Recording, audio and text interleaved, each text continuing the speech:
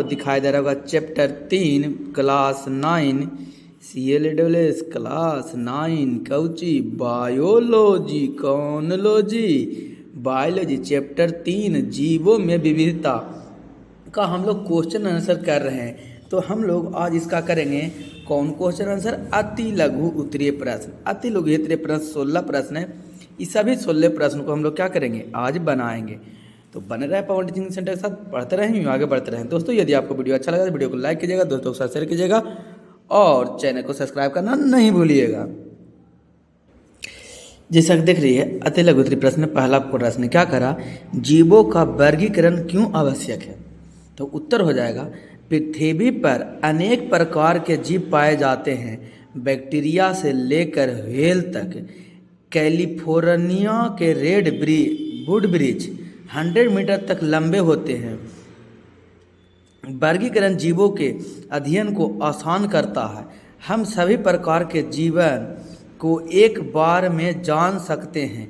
इससे जीवों के पारस्परिक संबंध का पता चलता है। इसलिए जीवों का वर्गीकरण करना क्या है आवश्यक है। कौन देने योग्य बात, ध्यान देने योग्य बात, कौन लर है तो क्लियर है। चलते प्रश्न संख्या 2 क्या करा जो देखते। प्रश्न संख्या 2 करा वर्गीक का जनक किसे कहते हैं। वर्गीकृत का जनक किसे कहते हैं। उत्तर हो जाएगा कैरोलस नील्सन में 18वीं शताब्दी में सर्वप्रथम वर्गीकरण या टैक्सोनोमिया की स्थापना की। उन्हें वर्गीकृत का जनक कहा जाता है। कौन देने योग्य बात, ध्यान देने योग्य बात, कौन लर है तो क्लियर है। क्वेश्चन 3 करा किन आधारों पर जीवों के विभिन्न समूहों में रखा जाता है। उत्तर जीवों के आपसी समानताओं एवं विषमताओं के आधार पर उन्हें विभिन्न समूहों में रखा जाता है। कौन देने योग्य बात, ध्यान देने योग्य बात, कौन लर है तो क्लियर है। दोस्तों यदि आपको वीडियो अच्छा लगेगा तो वीडियो को लाइक कीजिएगा, चैनल पर पहली बात तो चैनल को सब्सक्राइब दोस्तों के साथ शेयर करना बिल्कुल नहीं भूलिएगा। क्वेश्चन नंबर 4 क्या करा, आदिम जीव किसे कहते हैं। उत्तर ऐसे जीवों को जिनके शरीर प्राचीन बनावट के हैं तथा जिनके कोई खास परिवर्तन नहीं आया है उन्हें आदिम या प्रिमिटिव जीव कहते हैं। कौन देने योग्य बात, ध्यान देने योग्य बात, कौन लर है तो क्लियर है। प्रश्न संख्या 5 करें क्या करा 5 में अपेक्षाकृत उन्नत जीवों को क्या कहते हैं। अपेक्षाकृत उन्नत जीवों को क्या कहा जाता है।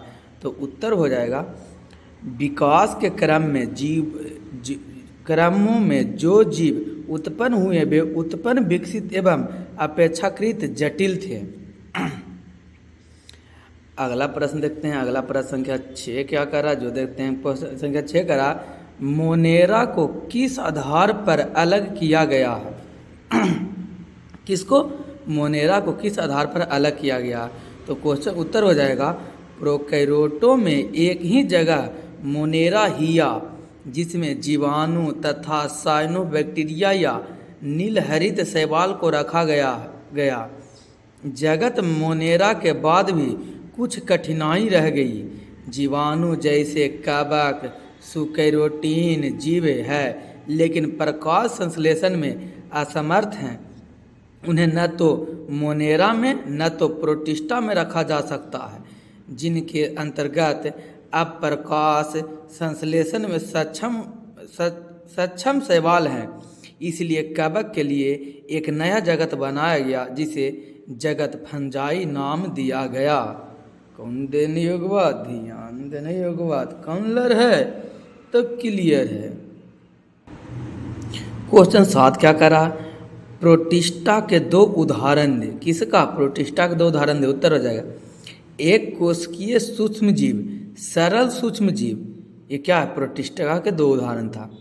क्वेश्चन नंबर 8 का है शैवाल को किस विभाग में रखा गया है। तो उत्तर हो जाएगा शैवाल को थैलोफाइटा विभाग में रखा गया है। कौन विभाग, थैलोफाइटा विभाग। अगला प्रश्न होगा प्रश्न संख्या 9 शैवाल तथा कवक के बीच सहजीव संबंध का एक उदाहरण दें। उत्तर लाइकेन शैवाल तथा कवक के बीच सहजीव संबंधित का एक उदाहरण है। किसका? लाइकॉल, लाइकेन और शैवाल। प्रश्न संख्या 10, क्या करा 10 में? ब्रायोफाइटा की एक विशेषता को लिखे। कौन फाइटा? ब्रायोफाइटा की एक विशेषता को लिखे। उत्तर हो जाएगा, इसके अधिकांश पौधे हरे एवं छोटे होते हैं। कौन फाइटा के? ब्रायोफाइटा के। प्रश्न संख्या कितना? तो 11। क्वेश्चन करा संघ पोरीफेरा के उदाहरण दें। उत्तर हो जाएगा साइकन और हाइलोमेना। 12 में करा कि दो समुद्री जीवों एक वर्ग मत्स्य तथा एक संघ इकानोडेटा के नाम लिखें। उत्तर हो जाएगा मेढक और तारा मछली। अगला प्रश्न हो जाएगा कौन? प्रश्न संख्या 13, नम मिट्टी में पाए जाने वाले एक एनिडल का नाम लिखें। उत्तर हो जाएगा केचुआ। प्रश्न संख्या 14, एक स्वतंत्रीय प्लेटिलिथियम का नाम लिखें। उत्तर हो जाएगा फ्लेनेरिया। कौनेरिया? फ्लेनेरिया।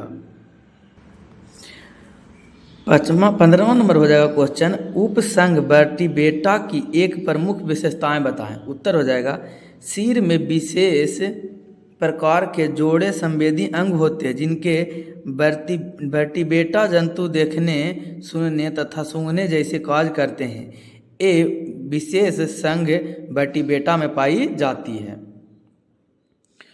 प्रश्न संख्या क्या हो जाएगा? 16, कर संघ कार्डेटा की एक विशेषताओं का उल्लेखन करें। संघ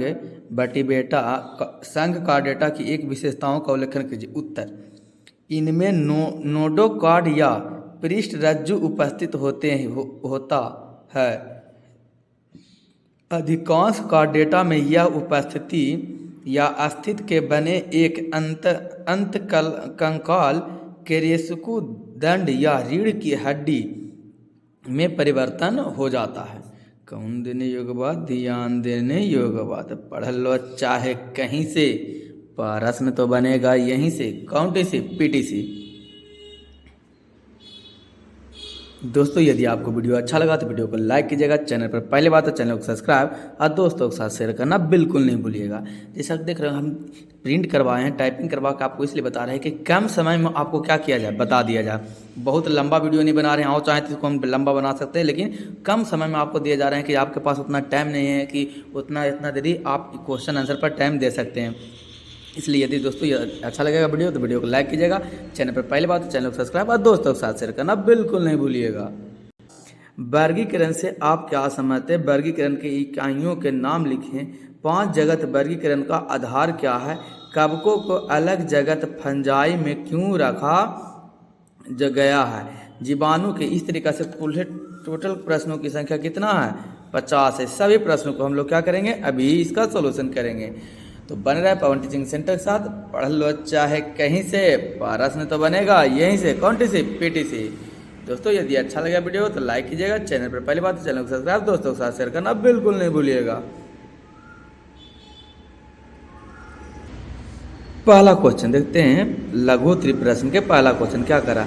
वर्गीकृत से आप क्या समझते हैं? उत्तर हो जाएगा विज्ञान की वह शाखा जो वर्गीकरण के अध्ययन से संबंधित है, जिसमें जीवों की सुव्यवस्थित और कर्मानुसार विभिन्न समूहों में विभाजन, उनका जैविक नामकरण तथा उससे संबंधित सिद्धांत का अध्ययन किया जाता है। उसे वर्गीकृत या वर्गीकरण विज्ञान कहते हैं।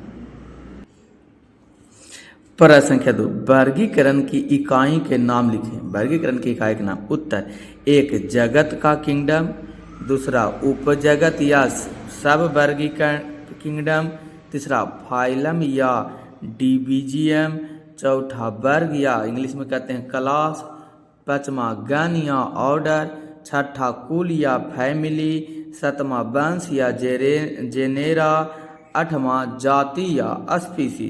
कौन देने योग्य बात? ध्यान देने योग्य बात। कौन लर है तो क्लियर है। प्रश्न संख्या 4 चलते करा। 4 में क्या करा? जगत वर्गीकरण का आधार क्या है?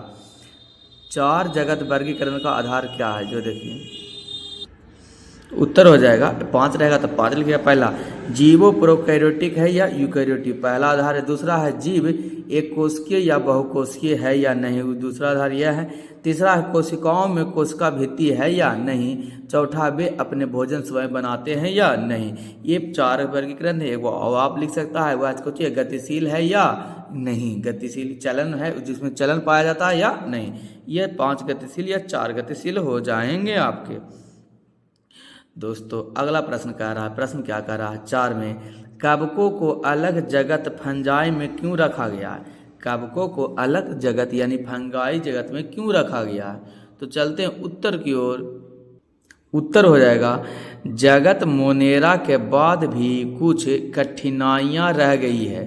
जीवाणु, कवक यूकैरियोटिक जीव हैं लेकिन प्रकाश संश्लेषण में असमर्थ हैं।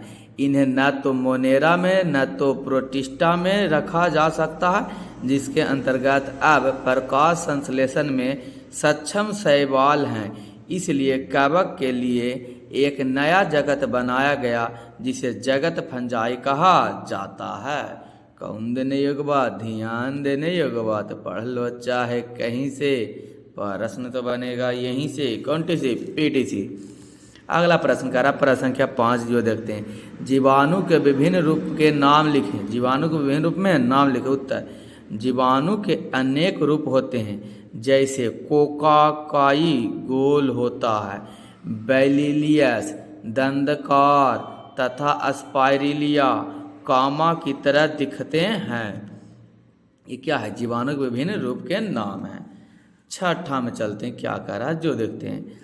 कह रहा, पादप जगत के प्रमुख वर्ग कौन है, इसकी वर्गीकरण का क्या आधार है। तो उत्तर हो जाएगा, पादप जगत के 5 प्रमुख समूह है। पहला थाइलोफाइटा, दूसरा ब्रायोफाइटा, तीसरा थैरोडोफाइटा, चौथा जिम्नोस्पर्म, पांचवा एंजियोस्पर्म। वर्गीकरण के आधार क्या क्या है, जो 2 तरह से क्वेश्चन वर्गीकरण का आधार हो जाएगा। वर्गीकरण का आधार, क्या वे पौधे में स्पष्ट अवयव है या नहीं। दूसरा, क्या पौधे के स्पष्ट व अलग अलग ऊतक जो जल व भोजन का स्थानांतरण करता है। तीसरा, क्या पौधे में बीज है या नहीं। चौथा, क्या बीज फल से ढके होते हैं या नहीं। कौन देने योग्य बात, ध्यान देने योग्य बात, कौन लर है तो क्लियर है। अगला प्रश्न चलते हैं, प्रश्न संख्या क्या करा जो देखते हैं। प्रश्न संख्या 7 है। 7 में करा, प्रोटिस्टा में किस प्रकार के जीवों को सम्मिलित किया गया है। उत्तर हो जाएगा, जगत में मुख्यतः विभिन्न प्रकार के जलीय कोशिकाएं सरल यूकैरियोटीय सूक्ष्म जीवों को सम्मिलित किया गया है। प्रश्न संख्या 8 करा, थाइलोफाइटा के 2 प्रमुख लक्षण को लिखें। कौन फाइटा, थाइलोफाइटा के 2 प्रमुख लक्षण को लिखने के लिए कहा। उत्तर हो जाएगा, इसका शारीरिक जड़, तना एवं पत्तियों में विभाजित नहीं रहता है, लेकिन यह एक थाइलस के रूप से में रहता है, इसलिए इन्हें थाइलोफाइटा कहते हैं। कौन देने योग्य बात, ध्यान देने योग्य बात, पढ़ लो चाहे कहीं से, प्रश्न तो बनेगा यहीं से, कौन से पीटीसी। दोस्तों यदि अच्छा लगेगा वीडियो तो वीडियो को लाइक कीजिएगा। चैनल पर पहले बात तो चैनल को सब्सक्राइब दोस्तों के साथ शेयर करना बिल्कुल नहीं भूलिएगा। दूसरा कारण है, इसमें संवहनीय तंत्र नहीं पाया जाता है। थाइलोफाइटा में 2 प्रमुख लक्षण है, संवहनीय दूसरा लक्षण है, इसमें संवहनीय तंत्र नहीं पाया जाता। प्रश्न संख्या 9 करा, ब्रायोफाइटा एवं टेरिडोफाइटा के बीच 2 प्रमुख अंतर को स्पष्ट करें। ब्रायोफाइटा एवं टेरिडोफाइटा के 2 प्रमुख अंतर को क्या करने के लिए कह रहा, स्पष्ट करने के लिए कह रहा। तो उत्तर हो जाएगा, ब्रायोफाइटा में संवहन ऊतक अनुपस्थित होते हैं, जबकि टेरिडोफाइटा में समान ऊतक मौजूद होते हैं। दूसरा हो जाएगा, ब्रायोफाइटा में वास्तविक जड़ नहीं पाया जाता है, जबकि टेरिडोफाइटा में जड़ पाए जाते हैं। अगला हो जाएगा प्रश्न संख्या कितना, प्रश्न संख्या हो जाएगा 10। प्रश्न संख्या 10, किस आधार पर फाइनोरोगैम्स को 2 भागों में विभाजित किया गया है। उत्तर, बीज की संरचना इस प्रकार रहती है कि भ्रूण के साथ संचित खाद्य पदार्थ भी रहता है। जबकि भ्रूण का विकास होता है यानी भ्रूण के अंकुरण के समय संचित खाद्य पदार्थ उसकी वृद्धि में सहायक होता है। बीज की अवस्था के आधार पर फाइनेरोगैम्स को 2 भागों में विभाजित किया जाता है। अगला प्रश्न संख्या 11 कह रहा है, जो देखते हैं। प्रश्न संख्या 11 क्या कह रहा? संघ स्केलिमिथनियज या निमेटोजेंस के 3 विशेषताओं को उल्लेखित करें। उत्तर हो जाएगा, इनके शारीरिक अखंडित तथा द्विपार्श्विक सममित होते हैं।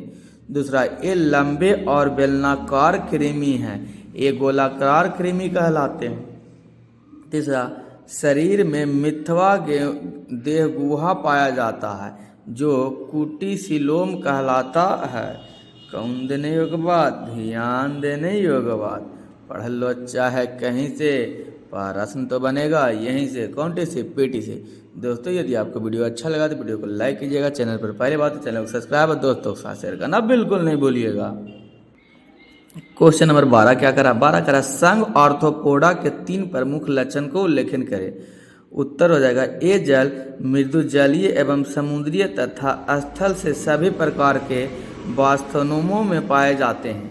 ये स्वतंत्र जीव तथा परजीवी दोनों होते हैं। इसका शारीरिक डिस्पर्सन सम्मिलित त्रिबुलोब्लास्टिक तथा खंडित होते हैं। इनमें मजबूत संधित उपांग होते हैं। कौन देने योग्य बात? ध्यान देने योग्य बात। पढ़ लो चाहे कहीं से, प्रश्न तो बनेगा यहीं से, कौन से पीटीसी। अगला क्वेश्चन क्या करा जाता है? क्वेश्चन नंबर 13, मछली की विशेषताओं का उल्लेखन करें। मछली की विशेषताओं का उल्लेखन करें। उत्तर जाएगा, इसकी शरीर धारे रेखीय होती है। शरीर के इस आकार के कारण मछलियों को तैरने समय जल अवरोध कम से कम लगता है। दूसरा हो जाएगा, इसकी त्वचा साल्के से ढकी होती है। तीसरा, इसमें तैरने के लिए पंख तथा मसल्स पूंछी होती है। चौथा, अंतकाल उपस्थित या अस्थि के बने होते हैं। पांचवा हो जाएगा, इसमें श्वसन कलोम या गिल्स की सहायता से होता है। गिल्स की मदद से ये जल में घुली ऑक्सीजन का उपयोग श्वसन के लिए करते हैं। पांचवा हो जाएगा, इसमें हृदय में 2 बेसम या कक्ष होते हैं। सातवां हो जाएगा, ये अनियमिततापी या असमतापी या शीत रक्तिया या शीतलक कहते हैं या कोल्ड ब्लडेड इंग्लिश में कहते हैं, या पाई यानी वातावरण के तापमान के अनुसार इसके शरीर का तापमान बदलता रहता है। अगला हो जाएगा 8वां में, ये जल में अंडे देने वाले बटी बेटा हैं। कौन देने योग्य बात? ध्यान देने योग्य बात। पढ़ लो चाहे कहीं से, प्रश्न तो बनेगा यहीं से, कौन सी पीटीसी। दोस्तों यदि आपको वीडियो अच्छा लगा तो वीडियो को लाइक कीजिएगा, चैनल पर पहली बात है चैनल को सब्सक्राइब दोस्तों के साथ शेयर करना बिल्कुल नहीं भूलिएगा। क्वेश्चन नंबर देखिए 14 क्या करा? संघ का डेटा की 3 प्रमुख लक्षणों का उल्लेखन करें। संघ का डेटा की 3 प्रमुख लक्षणों का उल्लेखन करें। उत्तर हो जाएगा, ये जल और स्थल में पाए जाने वाले त्रिबुलोप्लास्टिक सिलोमेटिक जंतु है। दूसरा, इनमें नोटोकॉर्ड या पृष्ठ रज्जु दंड या रीढ़ की हड्डी में परिवर्तन हो जाता है। तीसरा क्या हो जाएगा? तीसरा हो जाएगा, ग्रसनाली क्लोम या ग्रसनाली गिल्स छिद्र उपस्थित होते हैं। ये जीन कॉर्डेटा के प्रौढ़ अवस्था में नहीं होते, इसकी भ्रूण अवस्था में आवश्यक मिलते हैं। अगला हो जाएगा क्वेश्चन चौथा हो जाएगा, पृष्ठीय नलाकार या खोखला तंत्रिक रज्जु उपस्थित रहते हैं। पांचवा, रुधिर परिसंचरण तंत्र बंद होता है यानी रक्त का बहाव बंद रक्त नलिकाओं में होता है। हृदय औदरिक्त सतह पर स्थित होती है। पांचवा हो जाएगा, पूछ गुद्दा के पीछे स्थित होती है। कौन देने योग्य बात? ध्यान देने योग्य बात। कौन लर है तो क्लियर है। पारा संख्या 15 देखते हैं क्या करा। वर्ग मैमेलिया के 4 विशिष्ट लक्षणों का उल्लेखन करें। उत्तर हो जाएगा ए नियतापी होती है। दूसरा में हो जाएगा त्वचा बाल या रोम से ढका रहता है। तीसरा हो जाएगा बाह कण उपस्थित होता है। चौथा हो जाएगा इसमें स्तन पाए जाते हैं। स्तन में नवजात के पोषण के लिए दूध ग्रंथियां पाई जाती है। कौन देने योग्य बात? ध्यान देने योग्य बात। कौन लड़ है? क्लियर है। पढ़ लो चाहे कहीं से, प्रश्न तो बनेगा यहीं से। कौन टी सी? पीटीसी। दोस्तों यदि आपको वीडियो अच्छा लगा तो वीडियो को लाइक कीजिएगा। चैनल पर पहली बात तो चैनल को सब्सक्राइब और दोस्तों के साथ शेयर करना बिल्कुल नहीं भूलिएगा। क्वेश्चन नंबर 16 करा, द्विपार्श्व सम्मिलित जंतु से क्या समझते हैं? उत्तर हो जाएगा द्विपार्श्व सम्मिलित जंतु से हम यही समझते हैं कि शरीर को एक काट द्वारा दो समान भागों में बांट सकते हैं। बाएं और दाहिने भाग में एक ही प्रकार की रचनाएं पाई जाती है, जैसे मेढक, मछली आदि।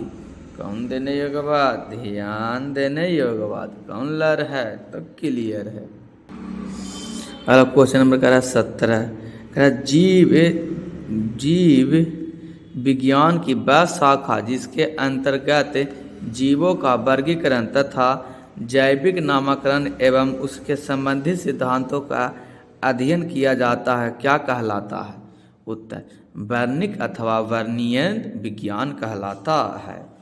प्रश्न संख्या 18, कह पृथ्वी पर जीवों की उत्पत्ति सर्वप्रथम लगभग कितने वर्ष पूर्व हुई थी? उत्तर हो जाएगा 3.5 बिलियन वर्ष पूर्व हुई थी। क्वेश्चन नंबर हो जाएगा 19, क्लोरोफिल वर्णहीन पौधे को किस जगत में रखा गया है? तो उत्तर हो जाएगा कवक की जगत में रखा गया है।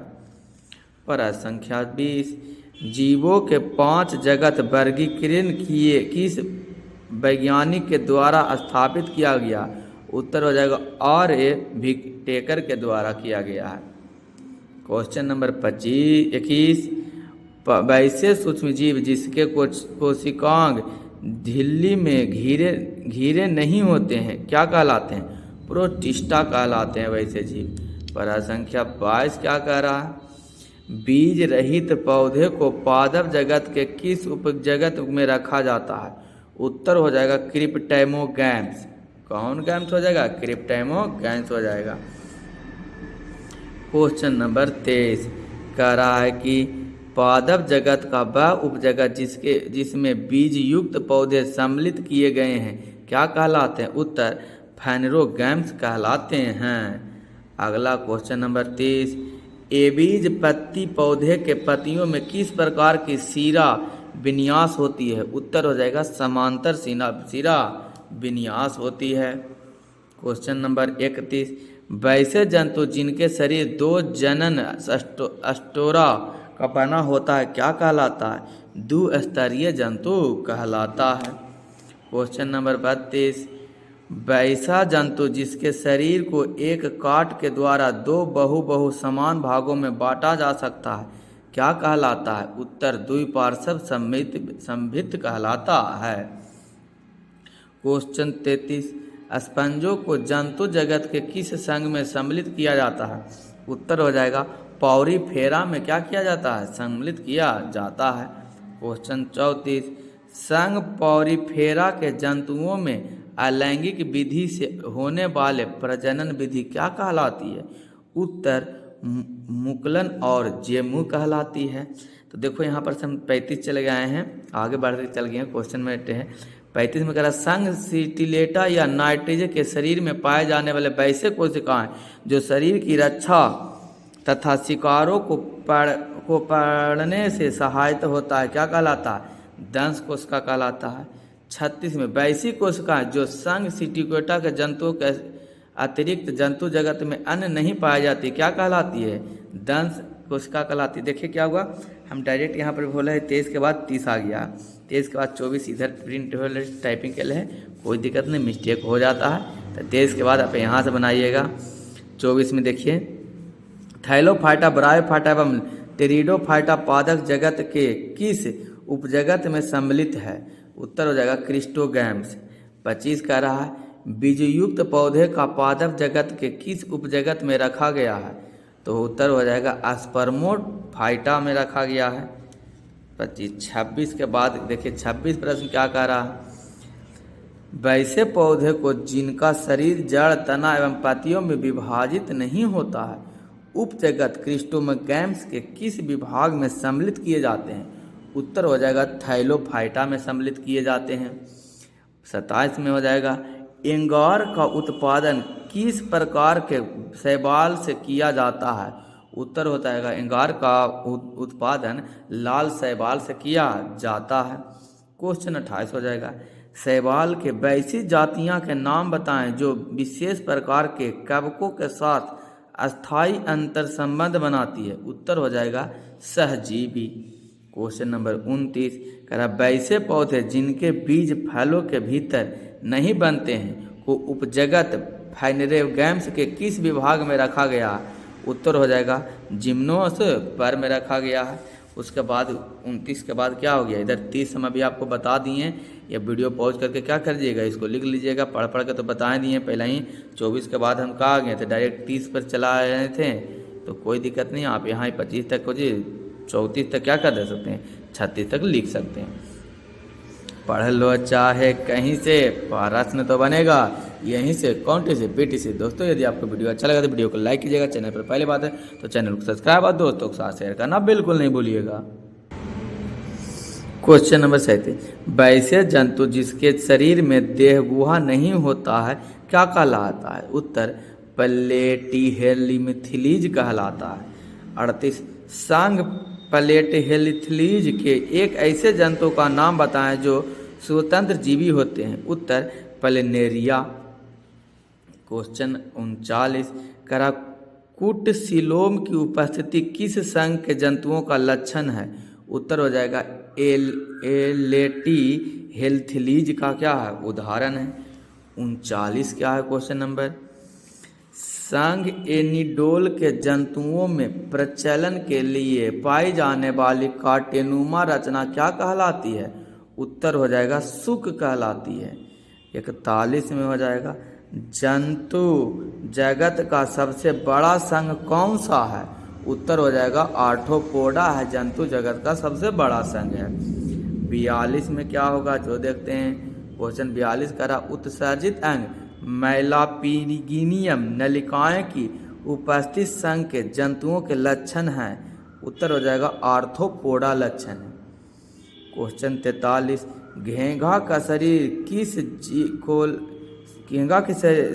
जिस कोलम झिल्ली के द्वारा होता है वह क्या कहलाता है? तो कह रहा क्वेश्चन घोंघा का शरीर जिस कोलम झिल्ली के द्वारा होता है वह क्या कहलाता है? तो उत्तर आ जाएगा जिसको टॉर्सन कहलाता है, टॉर्सन। या आप लिख सकते हैं क्या, मोलस्का के अंतर्गत आता ही तो टॉर्सन कहलाता है। कौन देने योग्य बात, ध्यान देने योग्य बात, पढ़ लो चाहे कहीं से, प्रश्न तो बनेगा यहीं से, कौन सी पीटीसी। दोस्तों यदि आपको वीडियो अच्छा लगा तो वीडियो को लाइक कीजिएगा, चैनल पर पहले बात तो चैनल को सब्सक्राइब दोस्तों के साथ शेयर करना बिल्कुल नहीं भूलिएगा। क्वेश्चन 44 क्या कह रहा, संघ इकाइटोनेटार्स के जंतु के शरीर में स्थित वह तंत्र जो प्रचलन एवं श्वसन में सहायक होता है क्या कहलाता है? उत्तर जल परिवहन तंत्र कहलाता है। क्वेश्चन नंबर 45 देखिए क्या कह रहा है, कह रहा उपसंघ वर्टिब्रेटा का दूसरा नाम क्या है? तो उपसंघ वर्टिब्रेटा का दूसरा नाम क्रेनिएटा है। 46 में मछली के श्वसन अंग क्या कहलाते हैं? उत्तर हो जाएगा मछली के श्वसन अंग को कोलोम या गिल्स कहा जाता है या गिल्स कहलाते हैं। 47 वैसे वर्टिब्रेटा को जो जल एक एवं स्थल दोनों स्थलों में रह सकते हैं वह क्या कहलाते हैं? तो जल स्थलचर या उभयचर कहलाते हैं। वैसे वर्टिब्रेटा के जगत के जंतु जो जल और स्थल दोनों में रहते हुए क्या कहलाते हैं? उभयचर कहलाते हैं। 48 में वर्ग रेप्टिलिया के जंतुओं में निषेचन किस प्रकार से होता है? उत्तर अंतर निषेचन क्रिया द्वारा होता है। अगला क्वेश्चन नंबर कितना देखते हैं, 48। क्वेश्चन नंबर 48 में कह रहा वर्ग रेप्टिलिया के जंतुओं में निषेचन किस प्रकार होता है? तो उत्तर हो जाएगा इसका निषेचन अंतर निषेचन होता है।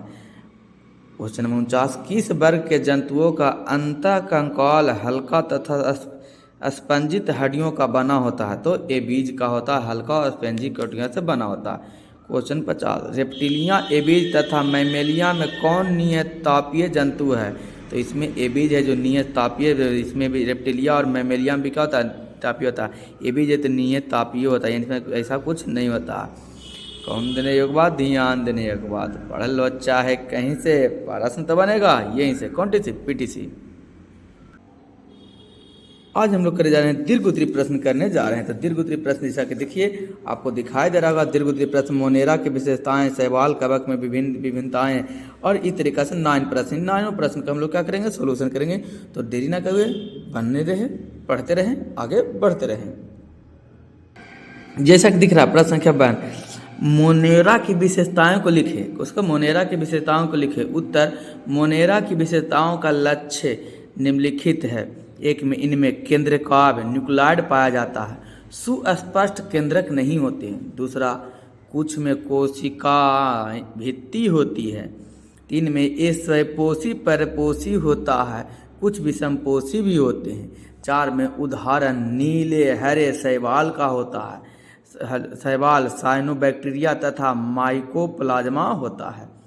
कौन देने योग्य बात, ध्यान देने योग्य बात, कौन लर है तो क्लियर है। आगे चलते हैं, प्रश्न संख्या 2 की ओर बढ़ते हैं। दो में शैवाल कवक के किस प्रकार भिन्न है?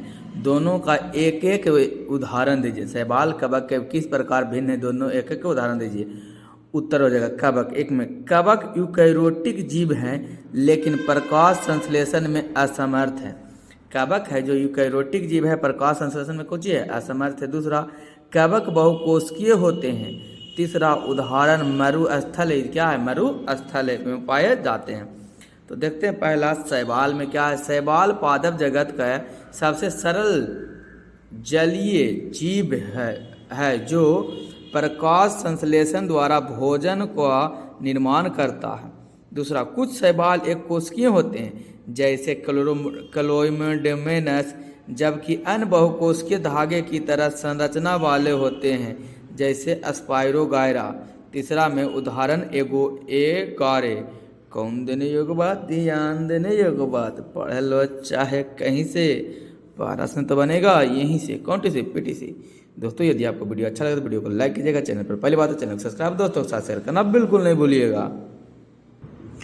प्रश्न संख्या 3 देखिए क्या करा। प्रश्न संख्या 3 करा, क्रिस्टोगेम्स एवं फाइनोग्रोगेम्स के विभेदों को स्पष्ट करें। क्रिस्टोगेम एवं फाइनोग्रोगेम्स के विभेदों को स्पष्ट करें। उत्तर, क्रिप्टोगैम के पौधे बीजरहित होते हैं। दूसरा, इसमें वास्तविक जड़, तना तथा पत्ती नहीं होती है। तीसरा, इसमें सामान्य संवहन तंत्र नहीं रहता है लेकिन उच्च कोटि के क्रिप्टोगैम्स संवहन तंत्र उपस्थित रहता है। चौथा में इसके 3 विभागों में बांटा गया है। ए तैलेफाइटा, ब्रायोफाइटा, टेरिटोफाइटा। फाइनेगम्स, इनमें उच्च कोटियों बीजरहित होती है जिसमें सम्मिलित किया गया है। इसमें वास्तविक जड़, तना और पत्ती होती है। इसके संवहन तंत्र उपस्थित रहते हैं। इसमें 2 विभागों में बांटा गया है। जय पहला जिम्नोस्पर्म अनावृत्ति बीज, यानी कि जिम्नोस्पर्म किसका, अनावृत्ति नगनी बीज जिसमें बीज ना होता। दूसरा, एंजियोस्पर्म आवृत्ति बीज जिसमें बीज होते हैं। कौन देने योग्य बात, ध्यान देने योग्य बात, पढ़ लो चाहे कहीं से, प्रश्न तो बनेगा यहीं से, कौन सी पीटीसी। दोस्तों यदि आपको वीडियो अच्छा लगा तो वीडियो को लाइक कीजिएगा। चैनल पर पहली बार चैनल को सब्सक्राइब दोस्तों के साथ शेयर करना बिल्कुल नहीं भूलिएगा। क्वेश्चन 4, जिम्नोस्पर्म के मुख्य लक्षण को लिखिए। उत्तर, जिम्नोस्पर्म के प्रमुख लक्षण इस प्रकार हैं। पहला, इसमें फूल का अभाव होता है। दूसरा, ये पौधे बहुवर्षीय सदाबहार एवं काष्ठीय होते हैं। तीसरा, इन पौधों में जड़ें, तना एवं पत्तियां विकसित होती है। चौथा, इसका मुख्य उदाहरण साइकस एवं पाइनस में के पौधे हैं। इनकी जड़ों शैवाल सहजीवी की तरह रहती है। पाँचवा कह रहा है जो देखिए, पाँचवा छठा एक ही साथ चलते हैं। पाँचवा, साइकस ताड़ जैसे मरुद्वितीय पौधे हैं जिसमें तना लंबा मोटा एवं अशाखीय होते हैं। इसके सिर पर अनेक हरी पत्तियां गोलाकार ढंग से एक मुकुट जैसी रचना बनाती है। इसमें नए एवं मादा पौधे अलग अलग होते हैं। 6 में इस पौधे में बीज फूलों के भीतर नहीं बनते, इसलिए बीजों के बाहर फल का कोई आवरण भी नहीं होता। यही कारण है कि ऐसी बीजों को नगण्य बीज कहा जाता है। बीज आवरण से ढका नहीं होता है, इसलिए इसे अनावृतीय बीज भी कहा जाता है। कौन देने योग्य बात, ध्यान देने योग्य बात। पढ़ लो चाहे कहीं से, प्रश्न तो बनेगा यहीं से। कौन टी सी पीटीसी। दोस्तों यदि आपको वीडियो अच्छा लगा तो वीडियो को लाइक कीजिएगा। चैनल पर पहले बात है चैनल को सब्सक्राइब, दोस्तों के साथ शेयर करना बिल्कुल नहीं भूलिएगा। चलते हैं अगले प्रश्न की ओर। प्रश्न संख्या 5 क्या कह रहा जो देखते हैं। प्रश्न संख्या 5 में देखते हैं।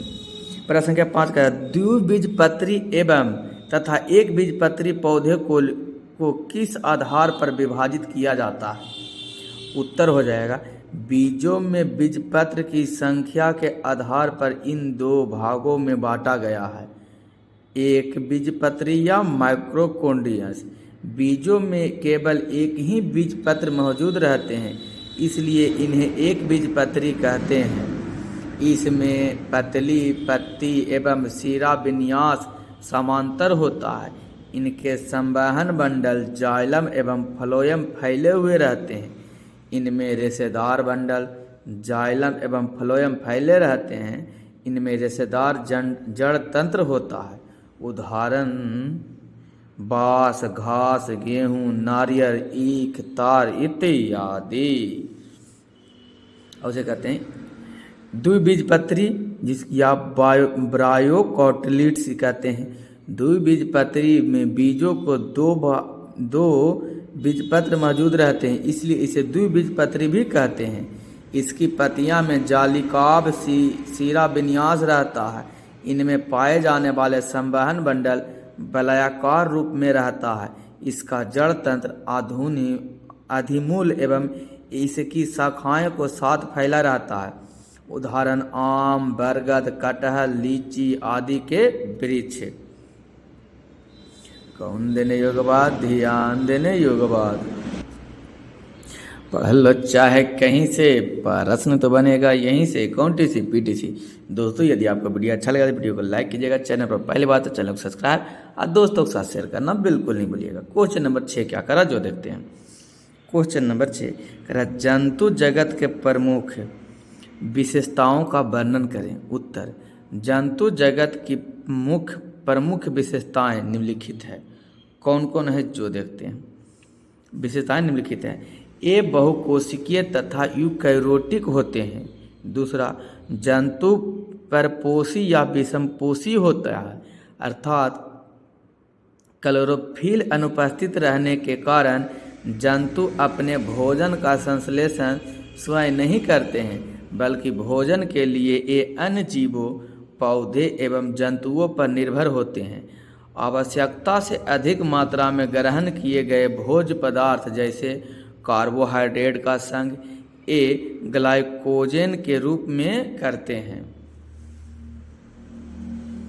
इसकी शरीर द्विस्तरीय या डिप्लोप्लास्ट अथवा त्रिस्तरीय या ट्रिप्लोब्लास्ट होता है।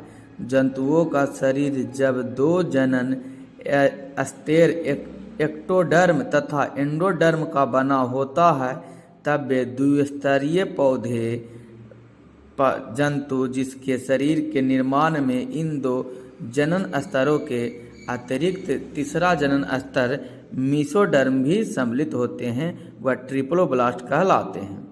पांचवा में चौथा में क्या करा जंतु प्रायः चलयमान होते हैं, जो जंतु कहलाते हैं। जंतु प्रायः चलयान होते हैं जो जंतु कहलाते हैं। पांचवा शरीर का आकार निम्नलिखित प्रकार के होते हैं। ए में द्विपार्श्व सम्मिलित, अरीय सम्मिलित, असम्मिलित। छठा में कह रहा है वास्तविक देवगुना या सिलोन मौजूद हो भी सकते हैं या नहीं भी। शरीर की दीवार और आहार नाल के बीच की जगह को देवगुए कहते हैं। जब इसे देवगुए के चारों ओर भूर में मेसोडर्म्स की एक परत होती है तब देवगुहा की सिलोन कहते हैं। सातवां में बाह्य कंकाल अथवा अंतःकंकाल का होना या नहीं होना। आठवां उपांगों को पाया जाना या नहीं पाया जाना। उपांग संधि अथवा असंधि हो सकते हैं। 9 में नोकों काटा एवं आहार नाल का पाया जाना अथवा नहीं पाया जाना। 10 में उच्च कोटि के जंतुओं तंत्रिका तंत्र तथा पेशीय पाए जाते हैं। देखिए दोस्तों, मैं इसको 10 पॉइंट लिखा है, आप लघु दीर्घ उत्तरी में फिर भी आप 5 पॉइंट से ज़्यादा नहीं लिखिएगा। हम 10 पॉइंट लिखा दिए, आप कोई 10 में कोनो 5 को लिख के वही आप कर लीजिए, उतना में भी आपको नंबर मिल जाएगा। तो कौन देने योग्य बात, ध्यान देने योग्य बात। पढ़ लो चाहे कहीं से, प्रश्न तो बनेगा यहीं से, कौन सी पीटीसी। क्वेश्चन नंबर चलते हैं 7 में। क्या करा, वर्ग एम्फीबिया के विशेषताओं का उदाहरण सहित वर्णन करें। उभयचर क्यों कहलाते हैं। उत्तर, वर्ग एम्फीबिया की विशेषताएं ये हैं, या अनियतापी या शितरिक्त जंतु है। दूसरा में इसकी त्वचा ग्रंथिमय होती है, त्वचा पर शल्क नहीं होता है। तीसरा, श्वसन त्वचा गिल्स और फेफड़ा द्वारा होता है। चौथा, अंतःकंकाल अस्थि का बना होता है। पांचवा, हृदय में 3 कक्ष या बेसन, 2 अलिंद एवं 1 निलय होता है। लाल रुधिर कनिकाएं युक्त होती है। छठा, मूलाशय और मूत्रावाहिनी कलोयम में खुलते हैं। सातवां, बाह्य निषेचन होते हैं। आठवां, परिवर्धन के समय टेंडोपोल लार्वा बनाता है जो कायांतर के पश्चात शिशु बनाता है। उदाहरण, मेढक, टोडा, छात्री, दादूर, हाइना, नेक्चुरस, सैलोमेडा, पीटीसी यानी ईटीसी। ये उभयचर इसलिए कहलाते हैं कि ये जल और स्थल दोनों पर निवास करने में सक्षम होते हैं। कौन देने योग्य बात, ध्यान देने योग्य बात। पढ़ लो चाहे कहीं से, प्रश्न तो बनेगा यहीं से, कौन सी पीटीसी। दोस्तों, यदि आपको वीडियो अच्छा लगा तो वीडियो को लाइक कीजिएगा, चैनल पर पहली बार तो चैनल को सब्सक्राइब और दोस्तों के साथ शेयर करना बिल्कुल नहीं भूलिएगा। देखिए प्रश्न संख्या 9-8 क्या करा जो देखते हैं। वर्ग मैमेलिया के लक्षण का वर्णन करें। इस वर्ग के कुछ जंतुओं के नाम लिखे। उत्तर, वर्ग मैमेलिया के लक्षण निम्नलिखित है। ए, नियतापीय होते हैं। दूसरा, त्वचा बाल या रोम में ढका रहता है। तीसरा, बाह्य कर्ण उपस्थित हैं। चौथा, इनमें स्तन पाई जाते हैं। स्तर में नवजात के पोषण के लिए दूध ग्रंथि पाई जाती है। पांचवा, श्वसन फेफड़े द्वारा होती है। छठा, हृदय में 4 कोष्ठक लाल रुधिर केंद्रिकाएं होती है। हम तो आपको ज़्यादा नहीं, इतना 5 को आप लिखिएगा वही बहुत है आपके लिए, उतना ही में आपको नंबर उतना ही दिया जाएगा जितना आप 10 को लिखिएगा। सातवां, इसके अंतर निषेचन होता है। मादा शिशुओं को जन्म देते हैं। हालांकि स्तनी एक वर्ग अंडा भी देता है जैसे इंडिका, तथा एक वर्ग अविकसित शिशु को जन्म देता है जैसे कंगारू।